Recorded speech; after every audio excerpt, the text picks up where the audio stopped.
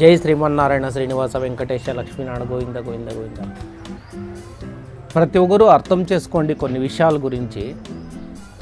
తక్కేంతవరకు ఒక ఆలోచన, తక్కిన తర్వాత ఇంకొక ఆలోచన, అది ఏదైనా కూడా.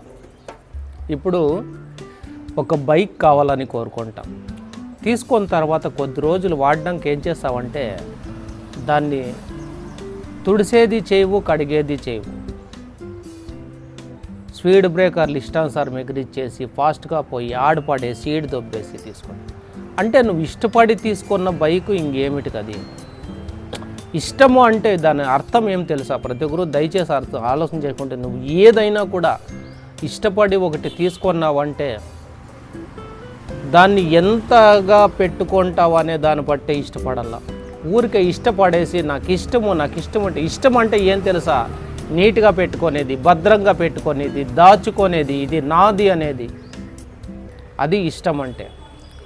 నాకు అది మోజైంది, అది తెచ్చుకోనాను అనేసి తీసుకున్న తర్వాత 2 రౌండ్లు పోయేసి ఇంటికాడ దాన్ని పడేసి దాన్ని దుమ్ము పట్టిపోయి, ధూళి పట్టిపోయి, గలీజు పట్టిపోయినాయి, దాన్ని ఏం పట్టించుకోకుండా పోతే దాన్ని ఇష్టము అనేది ఆ మాటకి ప్రయోజనం ఉండదు. ఒక బైక్ గురించి ఎందుకు చెప్తానంటే, ఒక లవ్ గురించి కూడా అంతే. ఎక్కడో కొండ మీద ఉంటుంది, నువ్వు కింద ఉంటావు. ఆ కొండ మీద ఉండేదాన్ని నువ్వు అందుకునే దానికోసం ఎన్నెన్ని బాధలు పడతావు, అన్ని బాధలు పడతావు. అక్కడ పోతావు, ఇక్కడ పోతావు, వాళ్ళతో అడుక్కుంటావు, వీళ్ళతో అడుక్కుంటావు, ఆ చెట్టు ఎక్కుతావు, ఈ గుట్టు ఎక్కుతావు, రెయ్యంతా మేలుకుంటావు, రాత్రంతా తిరుగుతావు, పగలు రాత్రి, ఆకలి నిద్ర, గొడవలు, స్టేషన్లు, ఇక్కడ అక్కడ కదా అన్ని చోట్ల తిరిగి ఆఖరికి ఒక పెళ్లి చేసుకుంటావు ఒక అమ్మాయిని. ఒక అమ్మాయి కూడా అదే రిస్క్ తీసుకొని ఒక అబ్బాయిని పెళ్లి చేసుకుంటావు. ఆ ప్రేమ దక్కేంత వరకు ఉండేటువంటి ప్రేమ 1 సంవత్సరం 6 నెలల్లోనే ఎందుకు అంత చేంజ్ అయిపోతుంది? ఆలోచించేయండి విషయం ప్రతి ఒక్కరు. నీకేమి ఇష్టం అంటే నాకు లవ్ మ్యారేజ్, నీకేమి ఇష్టం అంటే నాకు నచ్చినట్టు ఉంటా. నచ్చినట్టు ఉండేదంటే ఏందనుకోండి తెలుసా? తీసుకొని నిర్ణయం స్టాండర్డ్గా ఉండాలా, చేసే పని స్టాండర్డ్గా ఉండాలా. అది నీ సెలక్షన్, నీ ఇష్టం. నువ్వు ఎట్లైనా సెలెక్ట్ చేసుకోవచ్చు. అందంగా ఉండే అబ్బాయిని సెలెక్ట్ చేసుకోవచ్చు, అందంగా ఉండే అమ్మాయిని సెలెక్ట్ చేసుకోవచ్చు. అది మీ లైఫ్, మీ ఇష్టం. ఏమీ బాగలేకుండే వాళ్ళని చేసుకోవచ్చు, అది మీ ఇష్టం. కాకుండా పోతే ఒకటి ఆశించే తప్పుడు ఉండేటువంటి ఇంట్రెస్ట్, ఆశించిన తర్వాత అది దగ్గరికి వచ్చిన తర్వాత ఆ నెగ్లెక్ట్ అనేది ఉన్నప్పుడు దాన్ని ఆశించేది అది తప్పుతో సమానమే. బాగా ఆలోచించండి విషయం. దానికోసం ఏదన్నా మనం ఆశించినామంటే దాన్ని మనం సరిగా పెట్టుకుంటామా? సరిగా పెట్టుకోకుండే తప్పుడు దాన్ని ఎందుకు ఆశించాలా? ఉండే విషయం అంతే కదా. దానికి ఏదన్నా ఒకటి నిర్ణయం తీసుకుంటే, ఆ పిల్లోడు అంత బాగుండే ఏకదమ్మని ఇట్లయిపోయినాడు, దావులాంటి తిరుగుతా అన్నాడు అంటే ఆ పాప వదిలేసిందంట వాడిని. ఎట్లుంటుంది చెప్పండి? ఆ పాప అంత బాగున్నాయి అట్లయిపోయిందంటే వాడు లవ్ మ్యారేజ్ చేసుకోండే వాడు వదిలేసినాడు అంటే ఇది కారణం ఏముంటుందంటే, ఆ పొద్దు వాళ్ళు ఎంత పెద్ద తప్పులు చేసినా సరి చేసుకొని సర్దుకొని పోతా అంటారు. ఎందుకంటే ఒకరికొకరు దొరికేంతవరకు.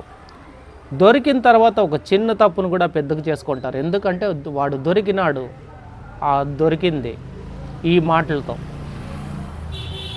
ప్రేమ అనేది చాలా విలువైంది, అభిమానం అనేది చాలా విలువైంది. నేను ఈ విషయం ఎందుకు చెప్తానంటే, నీవు లవ్ చేసుకున్న ఒక్క స్త్రీనే, నువ్వు లవ్ చేసుకున్న ఒక పురుషుడే, తేడా ఏం లేదు. కాకుండా పోతే దీంట్లో నా ఇష్టము, నా సెలక్షను, నా లైఫ్ నాకు తెలుసు అనేసి పోయి లాస్ట్కి పోయి గొంతులోనే పడతారు. అదే వచ్చిండే తప్పు. ఆ గొంతులో పడిన తర్వాత ఏమైపోతుందంటే, మీరు చేసుకునే ప్రాబ్లమ్స్ ఏం తెలుసా? బాగా ఆలోచన చేసుకోండి. తల్లిదండ్రి సైడు ఒక బంధుత్వాలు మొత్తం కోల్పోతారు. ఆడబిడ్డ అయినా మగబిడ్డ అయినా ఏమైపోతారంటే, ఒకటి దీంట్లో వచ్చే ప్రాబ్లమ్స్ ఏమంటే, ఒకటి క్యాస్ట్ మొదట వచ్చేది, 2 బంధుత్వం. ఏదన్నా ఉంది అంటే తల్లిదండ్రుల అభిమానం, అది ఎప్పటి వరకు ఉంటుందంటే తల్లిదండ్రుల అభిమానం కూడా, తల్లిదండ్రులు కొంచెం స్టాండర్డ్గా ఉండేంత వరకు ప్రతి బంధువులు వస్తారు, కలుస్తారు, పోతా అంటారు. తర్వాత కొంతమంది ఏం చేసుకుంటారంటే వాళ్ళు ఎక్కడో ఇది ఆ పాపని ఎక్కడో ఇచ్చేసినారు ఎవరో వేరే వాళ్ళకి, ఆ పిల్లోని ఎక్కడో ఇచ్చేసినారు, మనకేం పని వాళ్ళతో అనేది ఈ బంధువుల్లో ఎక్కువ వస్తుంది. అటువంటి సిచ్యువేషన్లో అక్కడా దెబ్బే ఇక్కడ దెబ్బే.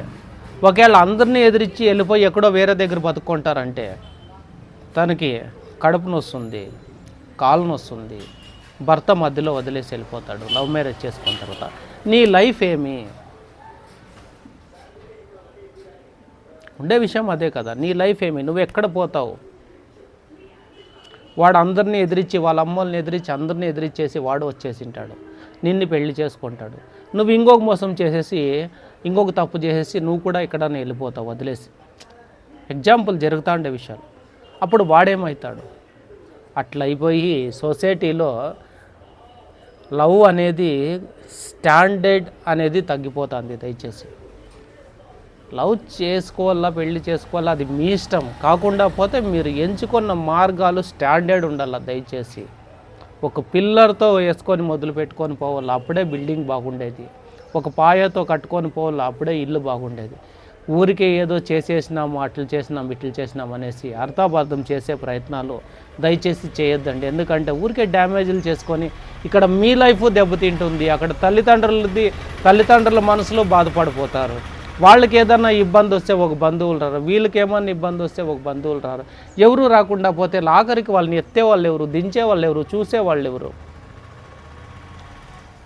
కొంచెం ఆలోచన చేయండి. తల్లిదండ్రులు ఎందుకు మా బిడ్డలు బాగుండాలని దిక్కులేనంత డబ్బులు సంపాదించి వాళ్ళకి ఇచ్చి బాగుండాలని వాళ్ళ ప్రయత్నం చేస్తారు. ఆఖరికి మీరు చేసే కొన్ని దీంట్లో వాళ్ళ లైఫ్ అర్థం కాకుండా అయిపోతుంది. ముందుకు పోయేయట్లేదు, వెనక్కి పోయేయట్లేదు. కొంచెం ఆలోచన చేయండి. లైఫ్ అంటే చాలా ఇంపార్టెంట్.